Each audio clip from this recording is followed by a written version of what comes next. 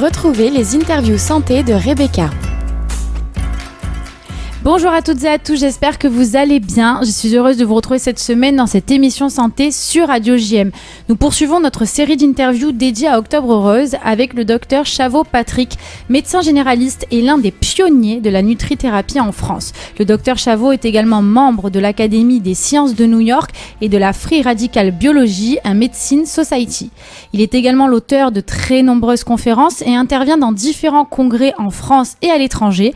Il intervient également à la faculté de pharmacie dans le DESU de nutrition et santé. Bonjour docteur Chavot. Bonjour à tous. Merci beaucoup d'avoir accepté de participer à cette émission santé. Vous êtes le second intervenant dans ce mois d'Octobre Rose. La semaine dernière, nous avons reçu sur le plateau le docteur Macagno Alban, oncologue, qui nous a parlé du cancer du sein dans sa globalité. Aujourd'hui, nous allons parler des effets indésirables des traitements anticancéreux. Je le rappelle, le cancer du sein peut être traité par chirurgie, radiothérapie, chimiothérapie, hormonothérapie. La décision du choix thérapeutique se fait en RCP, réunion de concertation pluridisciplinaire. Malheureusement, ces protocoles de prise en charge engendrent de nombreux effets indésirables qui invalident la vie des patientes. Alors, comme je le disais précédemment, vous êtes l'un des pionniers de la nutrithérapie en France. Expliquez-nous, qu'est-ce que la nutrithérapie ? En fait, c'est une partie de la nutrition qui repose sur toutes les études qui sortent sur les fonctionnements des cellules et qui va optimiser les besoins du corps en fonction des moments. C'est-à-dire que on va accompagner la croissance, accompagner la grossesse, accompagner le sportif, mais aussi chaque pathologie mérite un accompagnement nutritionnel particulier, et donc on va bien entendu accompagner les maladies auto-immunes, les cancers et toutes les pathologies qui peuvent bénéficier de cet accompagnement. Il est donc intéressant pour vous de l'inclure dans les protocoles de prise en charge des patientes atteintes d'un cancer, puisque les effets indésirables varient selon les traitements utilisés, les doses administrées et la patiente elle-même. Effectivement, mais comme j'ai une double étiquette, si vous voulez, je suis aussi médecin homéopathe, donc je vais utiliser l'homéopathie pour pas mal d'effets secondaires, et l'accompagnement nutritionnel se fera avec des probiotiques par exemple, avec des acides gras oméga 3, des vitamines comme la vitamine D, mais c'est vrai que c'est un domaine où les cancérologues sont assez réticents parce que il manque d'études à leur goût, mais bon, on peut quand même arriver à travailler en bonne intelligence et à faire en sorte que nos patients passent mieux ces épreuves. Alors maintenant, nous allons détailler les différents traitements de prise en charge du cancer du sein et les principaux effets indésirables qu'ils engendrent en mettant en lumière vos recommandations. On va commencer par la chirurgie. Pour information, 2 types d'interventions chirurgicales peuvent être pratiquées. Une chirurgie mammaire conservatrice, appelée tumorectomie ou segmentectomie, et une chirurgie mammaire non conservatrice, appelée mastectomie. Je reçois d'ailleurs prochainement le docteur Raphaël Barthélémy, chirurgien esthétique, pour aborder ce sujet en profondeur. La chirurgie mammaire, comme toute intervention chirurgicale, n'est pas sans conséquences. Quels sont, s'il vous plaît, les possibles effets secondaires de cette intervention et comment les atténuer ? Alors encore une fois, on va accompagner la cicatrisation, on va prévenir les hématomes, on va prévenir les risques infectieux. Ça va être le rôle de l'homéopathie, en utilisant des médicaments bien connus comme arnica, calendula, staphysagrina, voire éparsulfure, mais aussi la cicatrisation repose sur de la vitamine C, du zinc et des acides gras comme la bourrage. Donc on va pouvoir s'en servir pour mieux cicatriser. Merci. Maintenant, nous allons parler de la radiothérapie. Donc, la radiothérapie consiste à utiliser des rayonnements, des radiations, pour détruire les cellules cancéreuses en bloquant leur capacité à se multiplier. L'irradiation a pour but de détruire les cellules cancéreuses tout en préservant le mieux possible les tissus sains et les organes avoisinants. Plus de la moitié des patients atteints d'un cancer sont traités par radiothérapie à une étape de leur parcours de soins. Comme la chirurgie, la radiothérapie engendre malheureusement de nombreux effets secondaires. Quels sont les principaux effets indésirables, s'il vous plaît, et comment les atténuer ou même si on peut les prévenir ? Oui, bien sûr qu'on peut prévenir. Bien entendu, il va y avoir tendance à faire des rougeurs, d'un érythème cutané, jusqu'à la brûlure et quelquefois des douleurs, de la fatigue. Alors ça, je vais vous étonner, mais on peut faire aussi appel à un coupeur de feu. Mais en même temps, sur le plan de l'homéopathie, on a par exemple des médicaments comme Cantaris, on a des médicaments qui vont permettre comme X-ray, rayon X ou radium bromatum ou cadmium sulfuricum, qui sont des médicaments qui vont atténuer les méfaits de la radiothérapie, sans les contrer, puisque c'est l'objectif de notre médecine, c'est d'accompagner sans aller contre. Donc, quels sont les principaux effets indésirables? Nous avons érythème cutané, lymphodème, oui, douleur, fatigue. Tout ça, ça peut être pris en charge par des compléments vitaminiques, je vous disais, la cicatrisation et la peau a besoin de zinc. On peut aussi appliquer des topiques locaux, c'est très intéressant. Et je pense qu'avec ça et l'homéo, on arrive quand même à limiter au maximum. Les gens sont là pour en attester, ils disent que ça se passe très bien. Alors maintenant, on va parler de la chimiothérapie. La chimiothérapie est un traitement à base de médicaments qui agissent sur les cellules qui se multiplient. C'est un traitement général, on parle donc de traitement systémique, car il agit dans l'ensemble du corps. Cela va permettre d'atteindre les cellules cancéreuses, quel que soit l'endroit où elles se trouvent, même si elles sont isolées. Les médicaments de chimiothérapie n'agissent pas de manière ciblée sur les cellules cancéreuses et peuvent donc endommager aussi certaines cellules saines, ce qui entraîne alors la survenue de nombreux effets indésirables. Donc, quels sont les principaux effets indésirables causés par la chimiothérapie, s'il vous plaît ? Ils sont pratiquement toujours les mêmes, c'est-à-dire des signes digestifs avec des nausées, des vomissements, des aphtes, des stomatites, des inflammations de la bouche. On a aussi des diarrhées, on a des troubles digestifs, des gonflements, des ballonnements. On a des problèmes au niveau des ongles, on a des problèmes au niveau des extrémités avec ces sortes de neuropathies qui malheureusement sont fréquentes et sur lesquelles on a peu de choses pour lutter contre. Après, il y a les chutes de cheveux et les pertes de cheveux, ça c'est plus compliqué. Et des problèmes au niveau des petits vaisseaux périphériques qui nous embêtent bien. Et alors là, on va agir à deux niveaux. Et bien entendu, l'homéo, et ça, les oncologues ne disent rien parce qu'ils savent qu'il n'y a pas de risque. Donc, les nausées, les vomissements, les problèmes d'aphte, tout ça, c'est très facile à prévenir avec des médicaments connus comme Borax, Mercurius, IPK, Antimonium tartaricum. Les problèmes de diarrhée également. Et là, il faut dire que moi, j'associe systématiquement des probiotiques qui ont fait leur preuve d'abord dans certaines chimiothérapies, montrant que quand on avait un bon microbiote, et il faut toujours insister sur cette partie du corps que sont ces bactéries qui vivent en bonne intelligence avec nous au niveau de l'intestin. Et ce microbiote est malheureusement malmené par tous les traitements antibiotiques, chimiothérapie et par notre alimentation, par la malbouffe, ce qui fait qu'on a très souvent des dysbioses. Et on a montré que certains produits de chimiothérapie marchaient mal quand nous avions un microbiote qui n'était pas à la hauteur. Donc je pense que c'est très intéressant de donner des probiotiques pour essayer de rectifier le tir et d'avoir un microbiote qui soit à peu près correct. Ensuite, et c'est là que se posent les difficultés avec souvent nos confrères oncologues, c'est que le but d'un traitement accompagnateur n'est pas d'aller contre le traitement chimiothérapique. Et donc, il y a beaucoup de méfiance sur tout ce qu'on appelle les antioxydants, pensant que ils vont donner à la cellule cancéreuse de quoi se défendre contre la chimiothérapie. On a pas mal d'études là-dessus.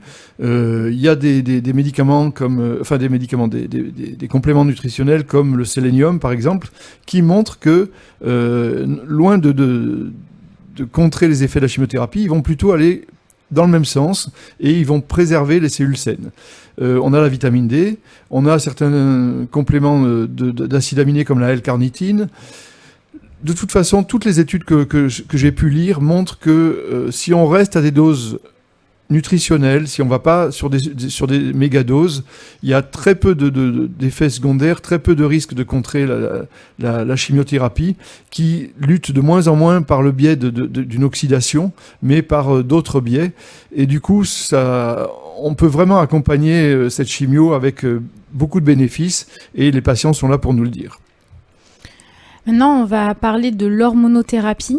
Donc, l'hormonothérapie, dans le cas du cancer du sein, est un traitement qui consiste à empêcher l'action stimulante des hormones féminines sur les cellules cancéreuses pour stopper le développement du cancer. Bien évidemment, l'hormonothérapie engendre des effets secondaires. Alors, quels sont les principaux effets secondaires de l'hormonothérapie et comment les atténuer? Et est-ce qu'il est possible, encore une fois, de les prévenir, s'il vous plaît? Alors, il y a 2 types d'hormonothérapie. Il y en a une qu'on utilise avant la ménopause parce que les ovaires continuent à fabriquer des oestrogènes. Et à ce moment-là, on utilise une hormonothérapie qui va se mettre à la place des oestrogènes sur les récepteurs aux oestrogènes et donc qui vont bloquer l'action de ces oestrogènes. Elle me paraît intéressante d'autant plus que je pense que l'explosion de cancer du sein que l'on constate est liée certainement à l'environnement et aux perturbateurs endocriniens. Et donc, je trouve ces médicaments qui bloquent les récepteurs assez intéressants dans la mesure où ils bloquent vos propres oestrogènes, mais ils bloquent aussi les oestrogènes, les perturbateurs endocriniens, les fameux oestrogènes qui vont venir prendre la place des vôtres pour stimuler les cellules. Donc ça, c'est ce qu'on va utiliser avant la ménopause. Et bien entendu, bloquant les effets des oestrogènes, vous allez avoir un peu des effets de ménopause, c'est-à-dire des bouffées de chaleur, quelquefois des douleurs articulaires, mais moins que ceux qu'on donne après la ménopause. Et là encore, j'ai tendance à donner en même temps de l'homéopathie, donc avec l'Achésis, il y a pas mal de médicaments pour ces effets secondaires. Mais là, je suis déjà, quand on est en hormonothérapie, je suis déjà dans la prévention des récidives. Et ces récidives, vous savez, souvent se passent sous la forme de petites métastases qui sont parties à distance du cancer. Et ces métastases se fixant, on ne sait toujours pas pourquoi, dans tel ou tel tissu en fonction de tel ou tel cancer, elles vont demander à l'organisme des apports nutritionnels, c'est-à-dire qu'elles vont créer des nouveaux vaisseaux pour avoir de l'oxygène et de la nourriture et des vaisseaux qui vont éliminer les déchets. Et donc, il y a une recherche, puisqu'on meurt souvent des métastases, on ne meurt pas de la tumeur elle-même. Si le cancer se limitait à sa première localisation, certainement, on aurait vaincu le cancer depuis longtemps. Le problème, ce sont les métastases.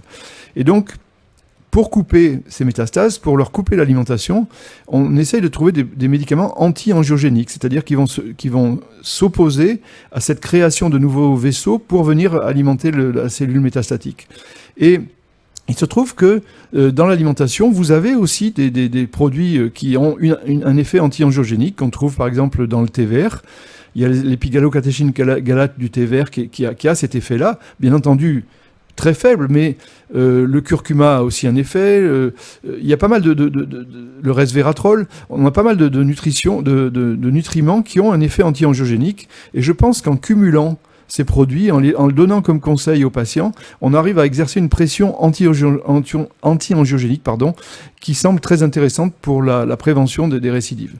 Ensuite, en deuxième partie de vie, malheureusement, après la ménopause, comme il n'y a plus d'oestrogènes fabriqués, on va simplement bloquer une enzyme qui s'appelle une aromatase, qui se situe au niveau périphérique, au niveau du tissu adipeux et au niveau d'autres organes. Et cette enzyme est capable de fabriquer des oestrogènes à partir des androgènes que vous fabriquez. Et donc, cette deuxième hormonothérapie, donc après ménopause, a plus d'inconvénients encore parce qu'il y a souvent des douleurs articulaires, il y a souvent, bien entendu aussi des bouffées de chaleur.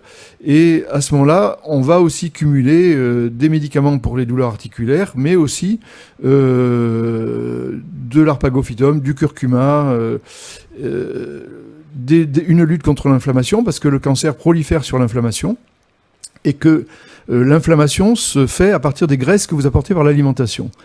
Donc si vous apportez des graisses pro-inflammatoires qui vont servir à faire de l'inflammation, qu'on trouve dans les produits laitiers, dans les viandes rouges, dans certaines huiles de tournesol, de pépins de raisin, vous allez favoriser l'inflammation. Il ne faut pas ne pas pouvoir faire d'inflammation parce que vous en servez sans vous en rendre compte tous les jours pour lutter. Mais il faut avoir de quoi faire de l'anti-inflammation. Et l'anti-inflammation se fait grâce aux oméga 3, c'est-à-dire aux amandes, aux noix, aux noisettes, aux huiles de colza, aux huiles de chanvre, aux huiles de lin, et aux poissons gras surtout, puisque ce sont les principaux anti-inflammatoires, ces graisses qu'on trouve dans les poissons gras, qu'on trouve dans les sardines, dans les harengs, des maquereaux, et qu'il faudrait, pour bien faire, pour être en bonne santé, apporter au moins 3 fois par semaine. Donc, on est quand on a commencé une hormonothérapie, on est déjà dans la prévention du cancer et des récidives. Et donc, c'est très intéressant parce que là, on n'a plus les freins que nous opposent les oncologues. On peut donner des conseils nutritionnels, on peut accompagner avec des antioxydants pour réparer les dégâts qui ont eu lieu. Et donc, c'est une deuxième partie du cancer qui est particulièrement intéressante. Merci beaucoup, docteur Chavot. J'aimerais revenir rapidement sur la radiothérapie, où on peut prévenir donc, les effets secondaires des rayons. Vous parliez d'application de topiques. Oui. En général, vous préconisez d'appliquer ces topiques combien de temps avant le début du traitement ? Si ça se fait avant. Alors, les radiothérapeutes ne veulent pas qu'on fasse d'application avant la radiothérapie, je le comprends. Donc, ça va être des topiques qu'on va mettre dès qu'on sort de la séance de rayons. En général, on peut utiliser l'homéoplasmine, mais on peut l'utiliser aussi des associations de zinc, de cuivre et d'acide gras. Je ne vais pas les citer parce que je ne veux pas faire de publicité pour les produits, mais on a quand même pas mal de topiques qui vont aider à réparer cette peau qui a été agressée. Donc toujours après. Oui, après. Et je voulais dire aussi que pendant la chimiothérapie, il est aussi intéressant de supporter le foie parce que tous ces produits vont être éliminés par le foie et on a des enzymes de phase 1 et 2 au niveau du foie qu'on peut aider avec des produits à base de plantes et des compositions de plantes qui vont favoriser cette élimination des produits. Voilà. Merci beaucoup, Dr Chavot, d'être intervenu sur le plateau de Radio JM pour ce mois d'octobre rose. Nous avons abordé donc les principaux effets indésirables des traitements anticancéreux, chirurgie mammaire, radiothérapie, chimiothérapie, hormonothérapie, comment les prévenir et les atténuer. Merci à toutes et à tous, auditrices et auditeurs. Vous pouvez retrouver cette interview sur le site radiojm.fr, notre page Facebook et Instagram ou sur l'application Radio JM. Et bien sûr, si vous avez des questions des commentaires, vous pouvez écrire sur notre page Facebook ou en privé sur mon mail rebecca@radiojm.fr. Merci beaucoup, docteur. Merci, au revoir. Retrouvez les interviews santé de Rebecca.